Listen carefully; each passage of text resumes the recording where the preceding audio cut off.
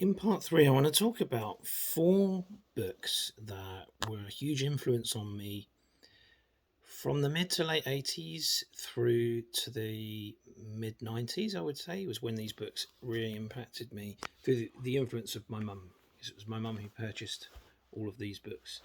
The first one that influenced me on health was a book called Raw Energy by Leslie and Susanna Kenton, a mother and daughter duo who first published this book in 1984.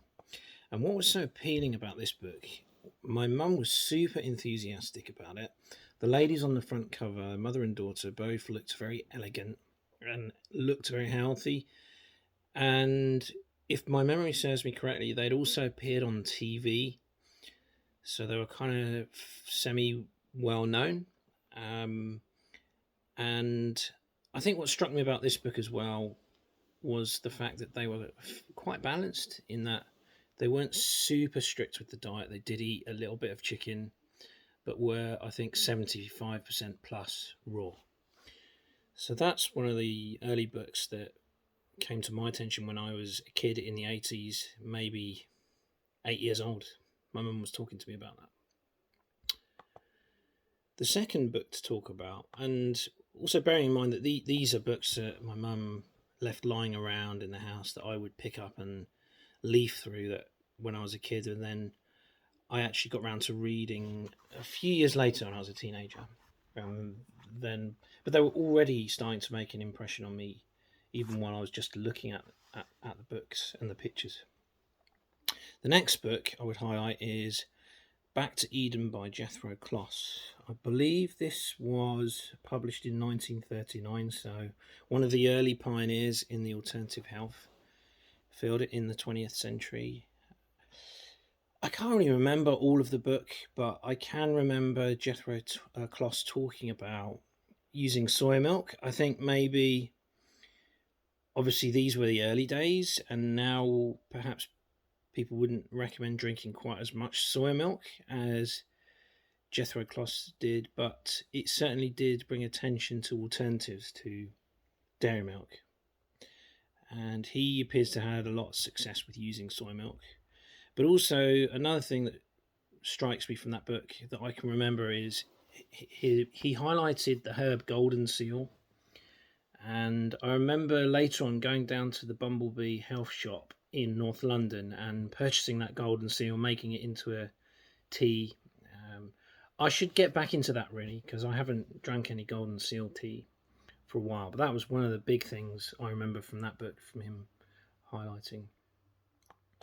Next, we come to Arnold Ehret and his book, The Mucusless Diet Healing System, which was published way back in 1924. So definitely one of the early pioneers in the health field. A German guy, I think he spent time in Switzerland and was kind of into all that sort of health spa stuff. And I don't think we can agree with everything that Ehret wrote about. For example, it says some weird ideas about how the function of the heart in the body, that he didn't think it was a pump and things like that. Kind of weird, but essentially the book really is a gem. Incredible guy. I don't know why he's not more widely spoken about. I think of the analogy of Louis Armstrong, that it's been said that had Louis Armstrong passed away in 1929, hardly anyone would probably know about him, but already by that time his impact on jazz music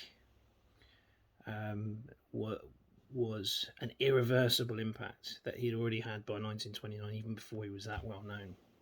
And I would say it's the same with Ehret, but unlike Armstrong, who then went on to live much longer, Ehret's life was tragically cut very short. I think he fell down a flight of steps or something like that. Just a terrible accident. Had he lived longer, I think he would have been an incredible guy and probably much more well known. He's kind of one of those specialist authors that I imagine only people that are kind of deeply into alternative health would have even heard of him. But he spoke a lot about the mucusless diet, and I suppose in more up-to-date terms we would speak about avoiding foods that cause inflammation, and balancing the acid alkaline balance in the body. Where it was talking about was the mucusless diet, so avoiding foods that caused mucus buildup in the body. And he placed a high emphasis on fruit. Of course, the fruit in his day was a much higher quality. The fruit now, it was more likely to be ripened on the tree, to be organic. So, but the principles of that book, my mum loved Eric, and I think she kind of transmitted that love of him onto me. And by the time I was in my early teens, I'd read his book as well.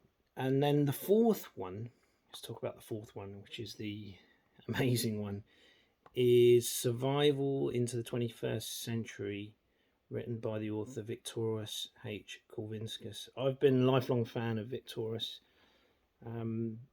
I think this book was originally published around 1975, and it's kind of a hippie book, really. I don't know if Victoras was a hippie himself, but it's kind of like the hippie's manual to alternative health. And he talks a lot about wheatgrass, the Hippocrates Health Institute. I think he was a founder of that, and Wigmore, raw food, fasting, sprouts, you name it. Everything was in that book, and I think, considering when it was published, it's superb, amazing book. And one day I will read that again. I think it's just sad to hear about the latest on Victoras. He doesn't appear to be doing too well with his eyes and ears, from what I can see on the internet. He's over in Costa Rica, but yeah. And my mum and stepdad actually had the privilege of meeting him once, and my stepdad was going through